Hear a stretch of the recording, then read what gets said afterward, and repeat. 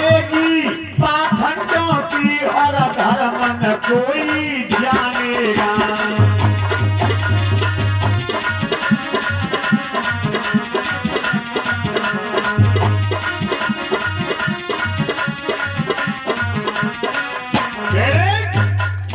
महाराज कलयुग में बड़े बड़े कुकर्म होंगे, इसीलिए ये हम पे बर्दाश्त नहीं होगा, इसीलिए हम संसार को छोड़ करके जा रहे हैं। एकदम परीक्षित महाराज ने हाथ में तलवार लेकर के कलयुग को मारने के लिए दौड़ पड़े और हाथ जोड़ करके कलयुग खड़ा हो गया। ठहरो महाराज, मुझे मारो मत,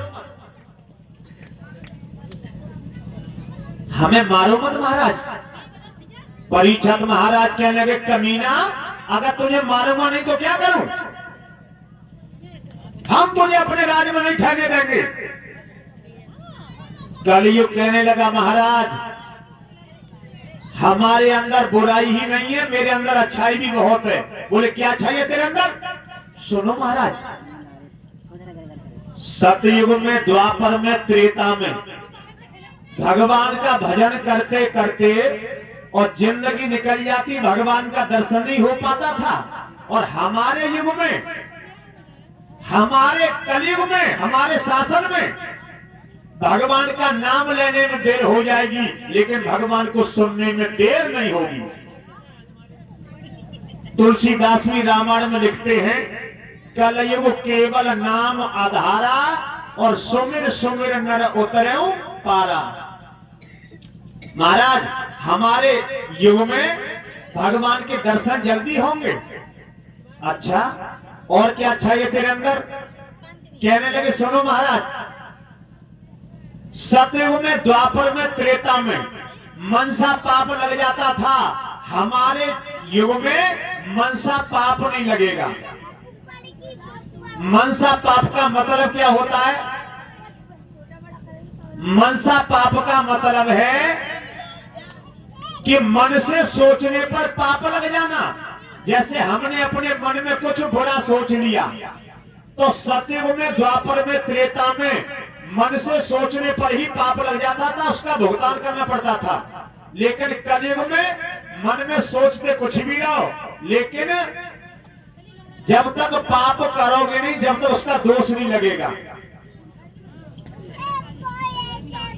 मान लीजिए हमने मन बनाया कि हमें चोरी करने जाना है, हमने मन में बना लिया कि चोरी करने जाना है और चोरी करने गई नहीं, तो सतयुग में, द्वापर में, त्रेता में इतने पर भी दोष लग जाता था कि सोचा क्यों,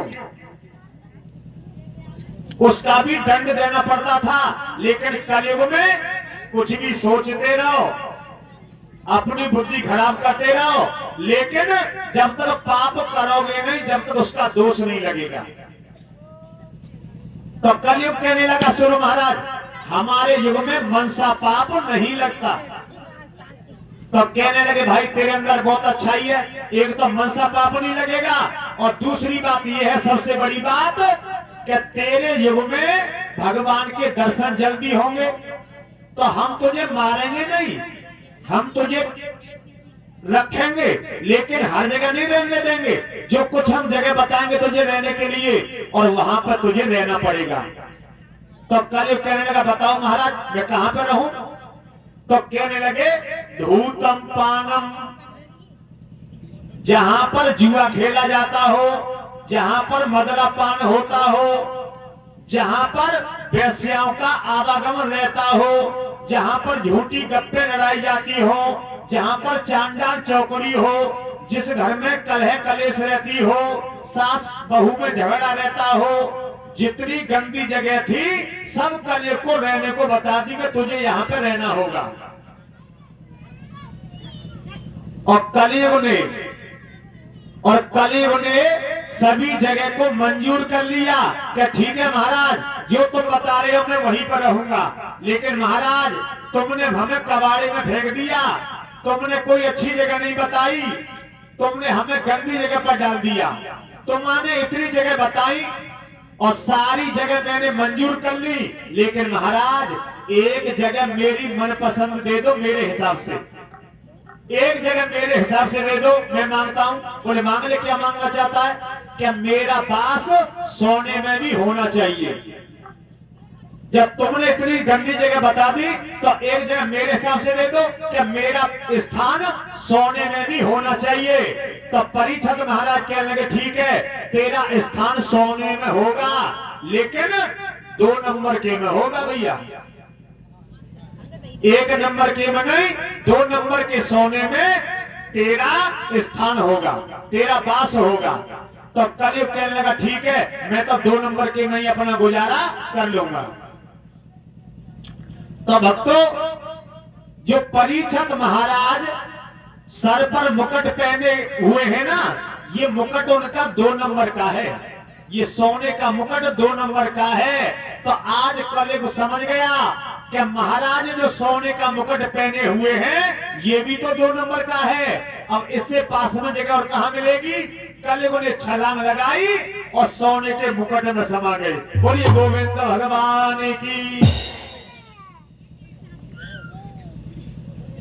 अब आप लोग सोचेंगे क्या ये 2 नंबर का मुकुट कैसे हुआ? यहां पर हम चर्चा करेंगे कि देखो, भीमसेन ने जरासंध को मारा था।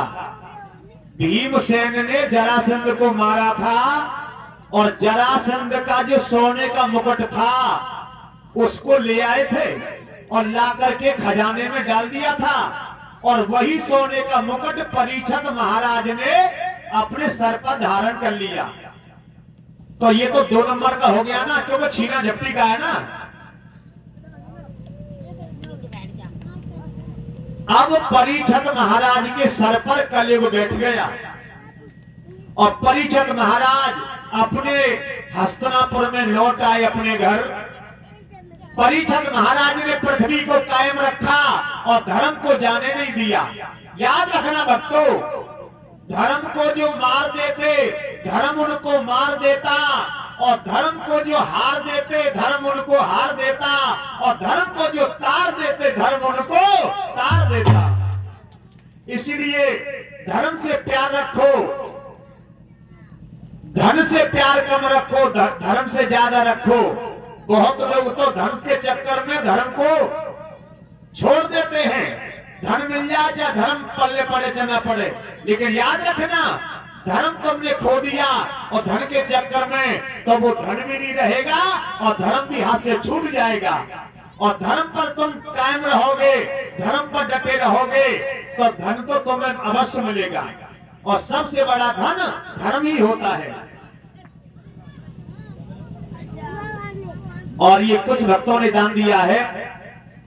ये हरेश पाल यादव 50 रुपए कथा में दान दे रहे हैं और 10 रुपया कृष्णा ये कथा में दान दे रहे भक्त। तो भक्तों, हम तो यही कहेंगे कि जितना धर्म का पालन किया जाए धर्म का पालन करो। बहुत सी परीक्षा की घड़ी आया करती है जीवन में।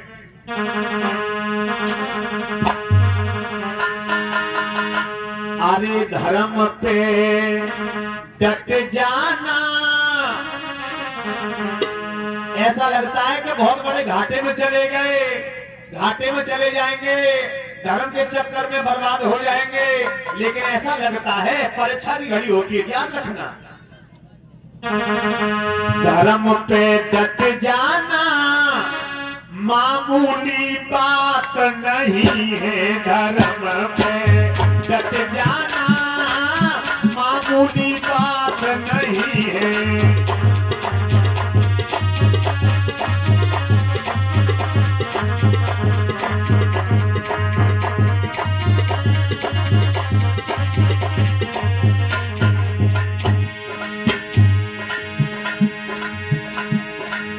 अब ताली बजा सकते हैं और हमारे साथ बोलेंगे,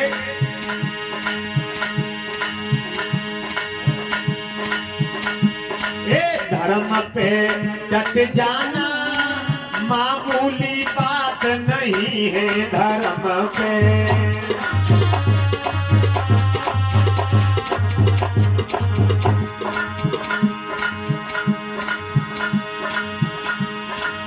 धर्म पर डटे हरिचंद दानी,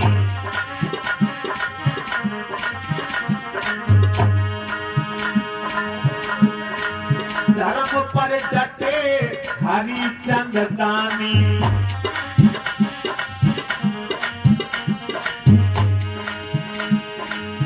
काशी बिक गए तीनों प्राणी।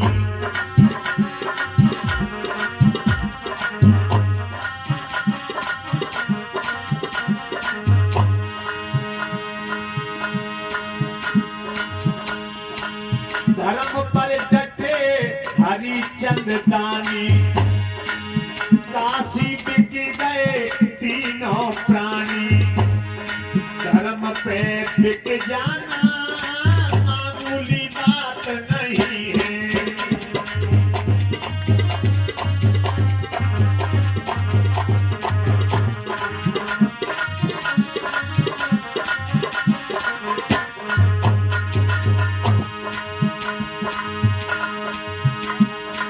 धर्म पर डटे मोरा ध्वज वीरा।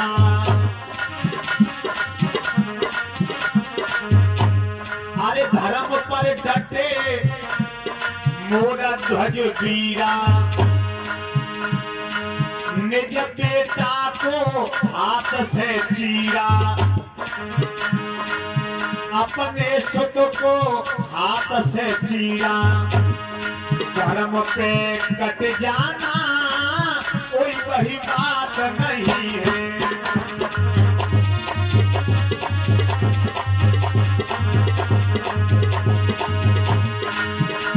अरे धर्म पे कट जाना मामूली बात नहीं है। धर्म पर कट जाना मामूली काम नहीं है।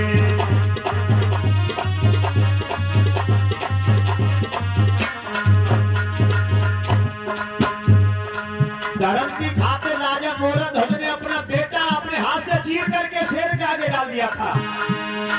लेकिन परीक्षा की घड़ी थी, न तो बेटा कहीं गया, धर्म का पालन किया। उनकी गाथा को आज हम गाया करते हैं। धर्म पर डटी लक्ष्मी बाई। धर्म पर डटी लक्ष्मी बाई। अंग्रेजों से लड़ी लड़ाई।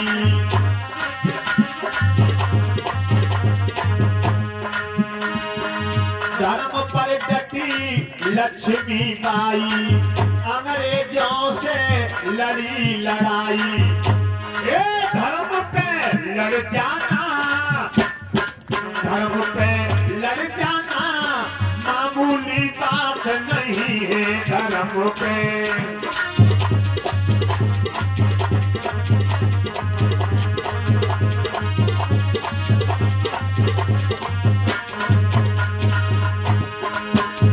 धर्म पे डट जाना मामूली बात नहीं है। धर्म पे डट जाना मामूली बात नहीं है।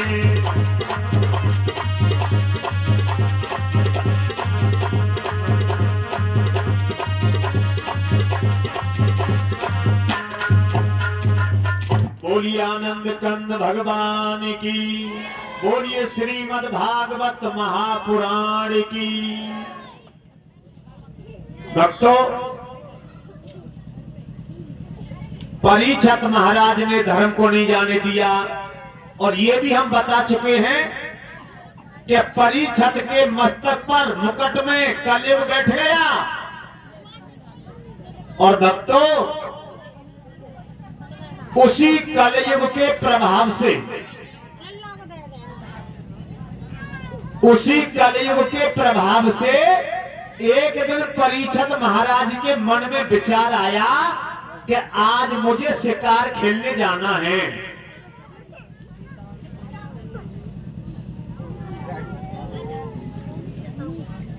परीक्षित महाराज एक दिन मन में विचार करते हैं क्या मुझे शिकार के लिए जाना है। देखिए, कभी शिकार का नाम नहीं लेते थे, क्योंकि शिकार करना, शिकार का मतलब जानते हो, किसी जीव की हत्या करना।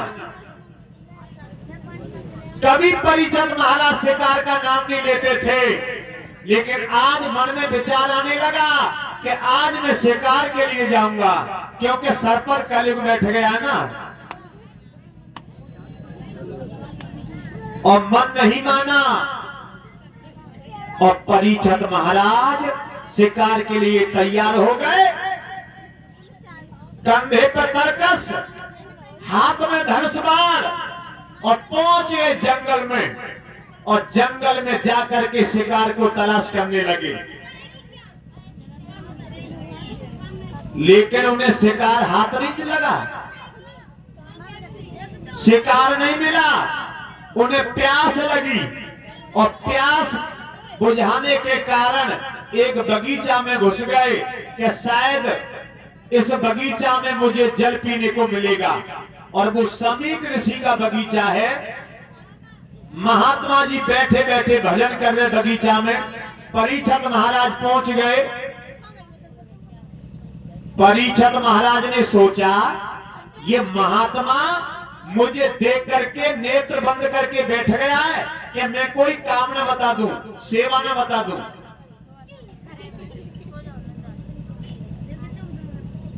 परीक्षित महाराज मन में विचार कर रहे हैं कि ये महात्मा मुझे देख करके और नेत्र बंद करके बैठ गया है। ऐसा विचार आ रहा है क्योंकि कलयुग सर पर बैठा हुआ है, इसीलिए ऐसा सोच रहे हैं कि ये महात्मा ढोंगी है, पाखंडी है, मुझे देख करके नेत्र बंद करके बैठ गया बगुला का सा ध्यान लगा करके, और मैं इसकी परीक्षा लूंगा। मैं इसकी परीक्षा लूंगा कि ये वास्तव में भजन कर रहा है या वैसे बैठ गया है। और परीक्षा लेने के लिए एक मरा हुआ सांप उठा लाए और मरा हुआ सांप ला करके महात्मा के गले में डाल दिया। अगर ये वास्तव में भजन कर रहे होंगे तो इन्हें अपने शरीर का कोई सुध नहीं होगा, कोई ख्याल नहीं होगा। अगर ये ढोंग बना के बैठा होगा तो इस मरे हुए सांप को देख करके बिदक जाएगा, चौंक जाएगा। परीक्षा लेना मात्र परीक्षा। और ये सब क्यों हो रहा है? क्योंकि सर पर कलयुग बैठ गया है, वो अपना असर दिखा रहा है। मेरे भगवत प्रेमियों, आज परीक्षित महाराज एक संत का अपमान करने को तैयार हैं और मरा हुआ सांप गले में डाल दिया।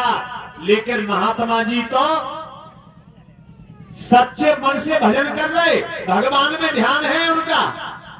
परीक्षित महाराज समझ गए कि ये महात्मा तो वास्तव में भजन कर रहे, हमसे संत का अपमान हो गया।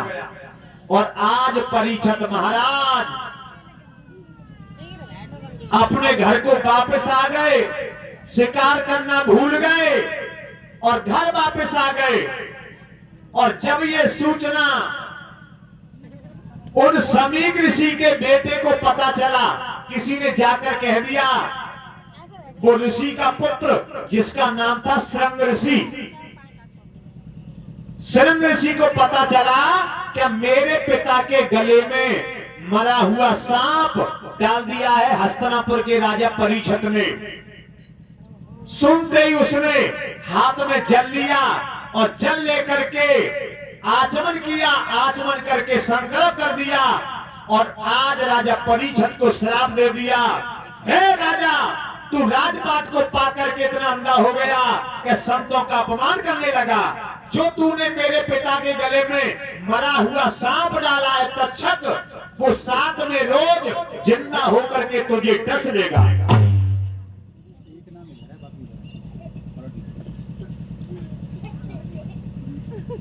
मेरे भक्तों, जब ये परीक्षित के लिए श्राप दे दिया श्रृंग ऋषि ने कि 7 में रोज वही तक्षक मरा हुआ जिंदा होकर के तुझे डस लेगा, और आज वो ऋषि का पुत्र अपने पिता के पास में आया और अपने पिता के पास में जाकर के रोने लगा। मरा हुआ सांप गले से हटा करके दूर फेंका और आज महात्मा जी के नेत्र खुले, पैरों पर पड़ गया वो ऋषि का पुत्र और कहने लगा, पिताजी हस्तिनापुर के राजा परीक्षित ने तुम्हारा अपमान किया है, मरा हुआ सांप तुम्हारे गले में डाल दिया था, लेकिन मैंने उस घमंडी राजा को श्राप दे दिया है कि वही तक्षक 7वें रोज जिंदा होकर के उसे डसलेगा। जब ये वचन सुने अपने पुत्र के समीक ऋषि ने, कहने लगे बेटा तुम्हें ऐसा नहीं करना था। अरे राजा परीक्षित तो बड़े धर्मात्मा राजा हैं, उनकी कोई कमी नहीं है बेटा, कभी तो उनके सर पर जो बैठा हुआ कलेव है ये सब कुछ उसने कराया है। बेटा तुम्हें ऐसा नहीं करना था, तुम्हें उनको श्राप नहीं देना था। बेटा अरे राजा परीक्षित को सूचना भिजवा दो कि जो तुमने उनके लिए श्राप दिया है इसका कोई न कोई समाधान, कोई न कोई उपाय अवश्य करा लें। आज उन ऋषि के पुत्र ने अपना कोई दूत भेजा और राजा परीक्षित को जाकर के बताया कि तुम्हें श्राप दे दिया गया है शृंग ऋषि के द्वारा कि 7वें रोज तुम्हें तक्षक डसेगा, इसका कोई न कोई उपाय, कोई न कोई समाधान आप अवश्य करा लें। तो बड़े बड़े विद्वानों को बुला करके परीक्षित महाराज ये पूछने लगे भैया जिसकी मृत्यु नजदीक आ जाए उसे क्या करना चाहिए। उन्होंने ये नहीं कहा किसी से मुझे 7वें रोज तक्षक डसेगा मैं मर जाऊंगा, उन्होंने ये शब्द कहा कि जिसकी मौत नजदीक आ जाए उसे क्या करना चाहिए। तो बड़े बड़े विद्वानों ने बताया कि उसके लिए संसार से मोह तोड़ करके राजपाट को छोड़ करके भगवान की शरण में पहुंच जाना चाहिए, भगवान की में लीन हो जाना चाहिए। तो आज महाराज परीक्षित ने राजपाट को छोड़ दिया, मोह ममता को त्याग दिया और अपनी पत्नी नवलदे को लेकर के गंगा मैया के तट पर पहुंच गए। आदेश दिया अब हम भगवान की शरण लेना चाहते हैं, भगवान की कथा सुनना चाहते हैं, भगवान के होना चाहते हैं। आदेश पाते ही कार्यकर्ताओं ने बहुत बड़ी तैयारी की, गंगा जी के पावन तट पर कथा का आयोजन कराया, बहुत जल्दी व्यवस्था की गई, मंच सजाया गया और परीक्षित महाराज अपनी पत्नी को लेकर के गंगा जी के तट पर पहुंच गए। कहां पर? जिला मुजफ्फरनगर में गंगा मैया का पावन तट है जिसे कहते हैं शुक्रताल, आज भी मौजूद है शुक्रताल। जिला मुजफ्फरनगर में शुक्रताल गंगा जी का तट, वहां पर परीक्षित महाराज ने कथा सुनी सुखदेव जी के द्वारा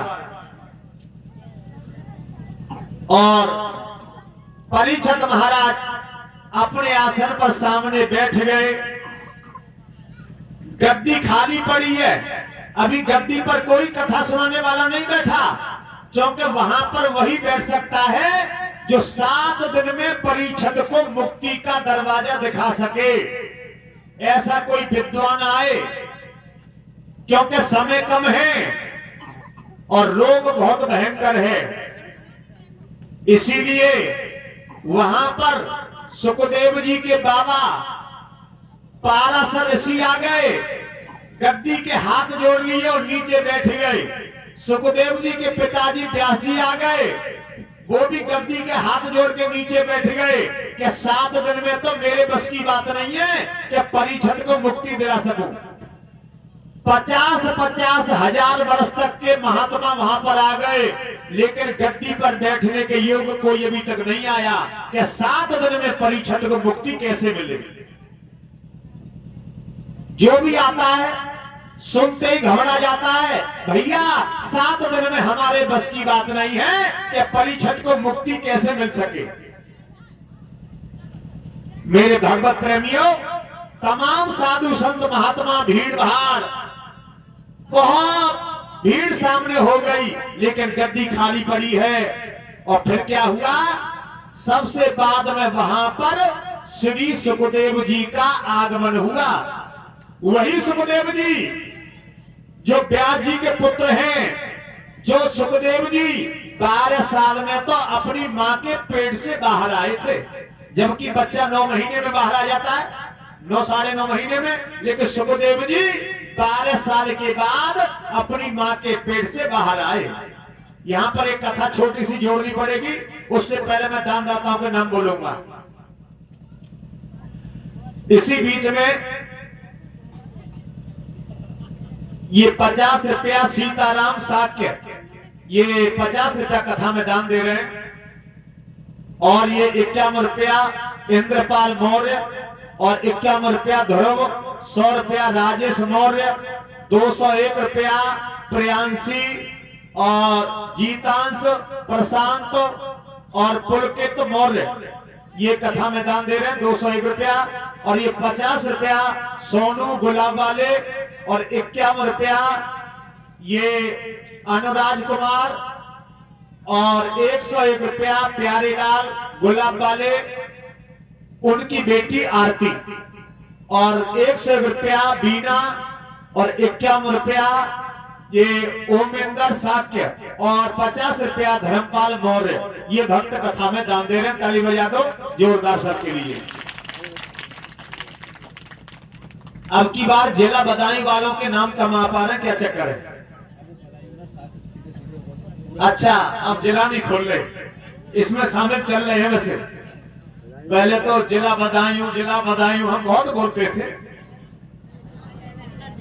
चलो कोई बात नहीं, जहां से भी हैं सब चल रहे हैं, बदायूं वाले और सब कानपुर वाले सब चल रहे हैं, एटा कासगंज जो भी जहां से हैं, बिहार से पटना से जहां से भी हैं चल रहे, ठीक है। आइए भक्तों, तो यहां पर मैं आपको बता दूं, ये 12 साल में सुखदेव जी मां के पेट से बाहर आए। यहां पर एक कथा जोड़नी पड़ेगी। एक बार भोले बाबा पार्वती मैया को अमर कथा सुना रहे थे। कहां पर? अमरनाथ की गुफा में भोले बाबा पार्वती मैया को कथा सुना रहे, अमर कथा। और पार्वती मैया कथा सुन रही है, जैसे हमारे परिषद हमारी कथा को सुन रहे हैं और बैठे बैठे सर हिला रहे, हूं करा दे रहे। तो पार्वती मैया हूं करा दे रही और भोले बाबा कथा सुना रहे। तो वहीं पर एक तोते का बच्चा और बैठा बैठा कथा सुनना है, और कथा की महिमा से, कथा के प्रभाव से वो तोते का बच्चा, देखिए वो पहले तो अंडा था, और अंडा कथा सुन करके अंडा पक गया, और अंडा पक करके अंडा फूट गया, बच्चा प्रकट हो गया और कथा सुनने लगा। जब कथा सुनने लगा तो पार्वती मैया हुंकरा दे रही हैं, जैसे कोई गांव देहात में बड़े बूढ़े कथा सुनाते हैं, तो कोई किस्सा सुनाते हैं, कहानी सुनाते हैं, तो वो कहते हैं कि हुंकरा देते रहे ना भैया। जब हुंकरा देते रहेंगे तो ये पता चल जाता है कहने वाले को कि सुनने वाला सुनना है।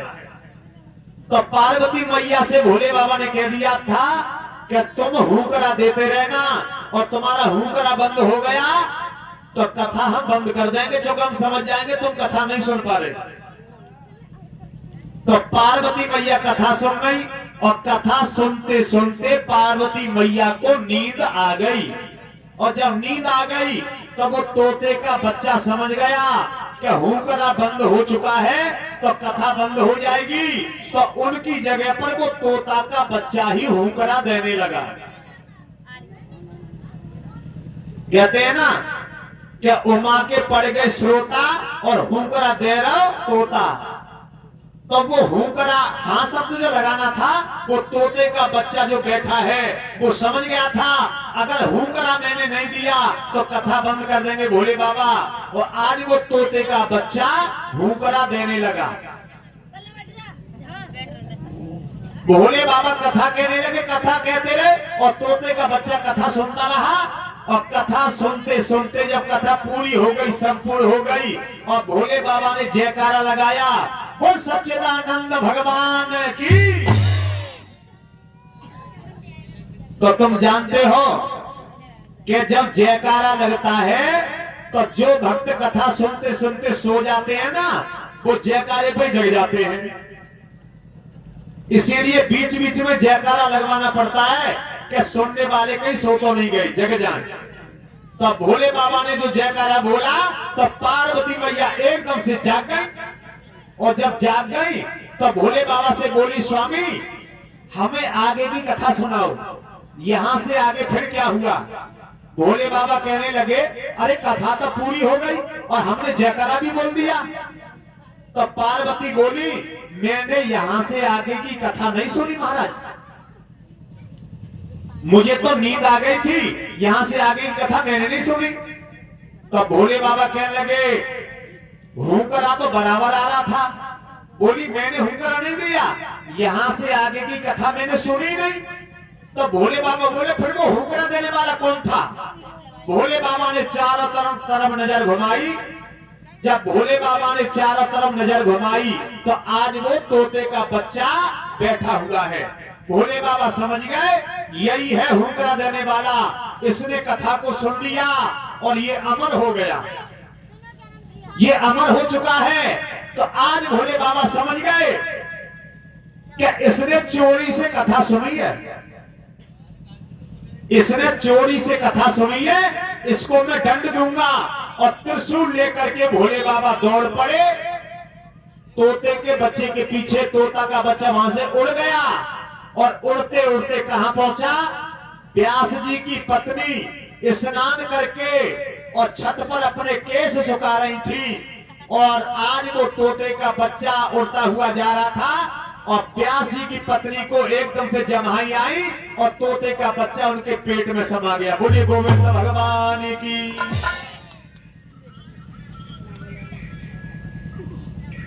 तो भक्तों, जब वो तोते का बच्चा पेट में समा गया और भोले बाबा का जो त्रिशूल है बिल्कुल पीछे तैयार है और वहीं जाकर के खड़ा हो गया, गड़ गया जमीन में त्रिशूल। इंतजार कर रहा है कि वो कब बाहर निकल के आए और कब मैं उसको मारूं। लेकिन धीरे धीरे समय गुजरने लगा और धीरे धीरे बहुत समय बीत गया, कई साल बीत गई। व्यास जी की पत्नी चक्कर में पड़ गई, ये मेरे पेट का बच्चा बाहर क्यों नहीं आता। एक दिन व्यास जी कहने लगे, कौन हो तुम, पेट के अंदर बाहर क्यों नहीं आते हो। अरे इतना समय हो गया, कई वर्ष बीत गई, 12 वर्ष होने को जा रही है, क्यों नहीं बाहर आते हो, कौन हो तुम। अंदर से आवाज आई कि मैं बाहर नहीं आ पाऊंगा। बोले क्यों। क्योंकि भोले बाबा मुझे मारने के लिए तैयार हैं। बोले क्यों। क्योंकि मैंने उनकी अमर कथा को सुन लिया है, इसलिए मैंने उनकी अमर कथा को चोरी से सुन लिया है। भोले बाबा गुस्सा में हैं, उनका त्रिशूल मुझे मारने के लिए तैयार है। तो व्यास जी कहने लगे, तुम तो पागल हो, अरे जिसने भगवान की अमर कथा को सुन लिया वो अमर हो जाता है, उसे मारने वाला कोई नहीं हो सकता। और आज व्यास जी महाराज त्रिशूल के हाथ जोड़ करके बोले, हे भोले बाबा, जो भगवान की कथा अमर होने को बनाई है उसे कोई मार नहीं सकता, वो अमर हो जाता है। भगवान की कथा की मर्यादा घटाओगे, उल्लंघन करोगे, लौट जाओ वापस। आज वो त्रिशूल वापस हो गया। व्यास जी कहने लगे, हे पुत्र बाहर निकल के आओ। अब भोले बाबा का त्रिशूल वापस चला गया, उनकी माया वापस चली गई, अब तुम बाहर निकल के आओ। अंदर से आवाज आई, हे पिताश्री अभी मैं बाहर नहीं आऊंगा। बोले क्यों।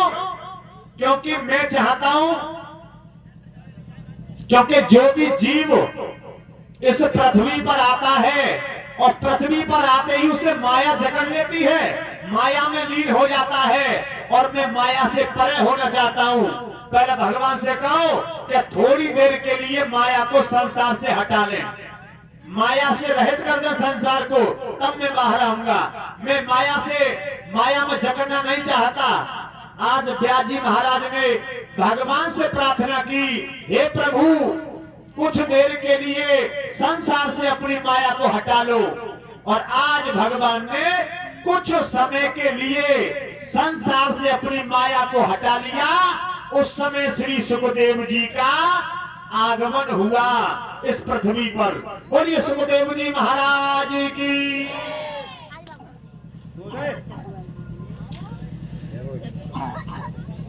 जब सुखदेव जी महाराज का प्राकट्य हुआ तो भक्तों, सुखदेव जी महाराज आते ही और फौरन जंगल को चल दिए।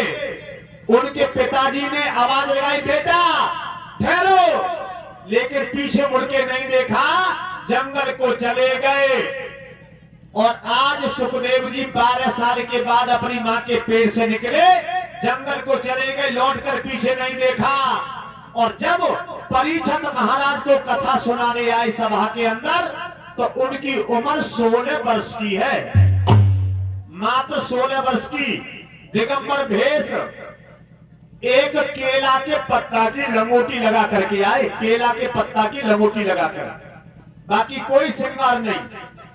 और जब सभा में आए तो जितने ऋषि मुनि महात्मा साधु संत बैठे हुए थे सब खड़े हो गए और खड़े होकर के सुखदेव जी की जय जयकार करने लगे।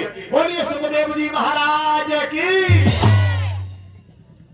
सभी साधु संत महात्मा खड़े होकर के सुखदेव जी की जय जयकार करने लगे। और जाकर के श्री सुखदेव जी गद्दी पर विराजमान हो गए। जब गद्दी पर विराजमान हो गए सुखदेव जी, तब सभी साधु संत महात्मा अपने अपने आसन पर बैठे। तो सबसे पहले परीक्षित महाराज और सभी साधु संत महात्मा उनका वंदन अभिनंदन करने लगे, उनको शीश झुकाने लगे और उनकी आराधना गाने लगे। आइए कौन सी आराधना करी, आज हम तुम भी करेंगे। और इसी बीच में ये 50 रुपया आयुष यादव और 100 रुपया कुलदीप पाल ये भगवान की कथा में दान दे रहे हैं। भगवान